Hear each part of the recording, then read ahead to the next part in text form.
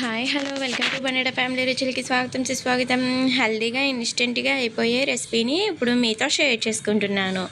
ఈ స్వీట్ కార్న్ని ముందుగా గింజలు అయితే ఒలిసేసుకొని శుభ్రంగా ఒకసారి వాష్ చేసేసుకుందాము.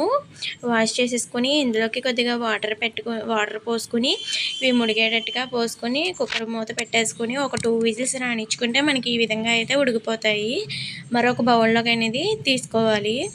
ఇలా తీసుకున్న తర్వాత ఇందులోకి కారాన్ని అయితే యాడ్ చేస్తున్నాను. అలాగే ఇందులోకి తగినంత సాల్ట్ని కూడా యాడ్ చేస్తున్నాను. అలాగే ఇందులోకి కొద్దిగా జీలకర్ర పౌడర్ ఉంటుంది కదా, అది కూడా యాడ్ చేసుకుంటున్నాను.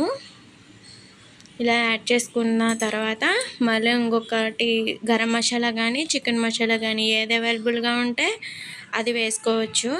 ఎందుకంటే మనం మసాలాతో ఇక్కడ అన్నాను కదా, అందుకని మసాలా వేసుకుందాము. వేసుకుంటే వేసుకోండి, లేకపోతే లేదు. ఇలా వేసుకొని ఇందులోకి చిన్నగా చాప్ చేసి పెట్టుకున్న ఆనియన్స్ ముక్కలు, అలాగే ఇందులోకి చిన్నగా చాప్ చేసుకున్న టమాటా ముక్కలు వేసుకోవాలి. ఇలాగా ఒక నిమ్మకాయ బద్దని వేసుకోవాలి, పిక్కలు ఏమీ లేకుండా. ఇలా పిక్కలు తీసేసుకొని రసాన్ని అయితే పిండేసుకోవాలి. ఇలా పిండేసుకొని ఒకసారి మిక్స్ చేసుకుందాము ఇదంతాను. నిమ్మకాయ వేసుకోవడంతో మనకి మంచి రుచి అనేది వస్తుందండి. అలాగే కొద్దిగా ఇందులోకి గీ అనేది వేస్తున్నానండి, అదే నెయ్యి అంటారు కదా, అది వేస్తున్నాను. అది వేస్తే మనకి కొద్దిగా టేస్ట్ అనేది మరింత పెరుగుతుంది, చాలా బాగుంటుంది అన్నమాట. ఇలా వేసుకొని బాగా కలపాలి. స్పూన్తో అవ్వడం లేదు కదా, మనం చేయబట్టి కలుపుకుందాము.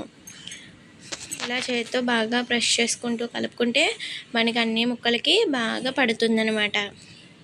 నెయ్యి వేసుకుని ఒకసారి ట్రై చేయండి, చాలా బాగుంటుంది. కంపల్సరీగా ట్రై చేయండి. ఎలా వచ్చిందో కామెంట్ చేయండి. అలాగే ఈ రెసిపీ మీకు నచ్చితే ఒక లైక్ చేయండి, షేర్ చేయండి, నా ఛానల్ని సపోర్ట్ చేయండి. ప్లీజ్ సబ్స్క్రైబ్ చేసుకోండి అందరూ.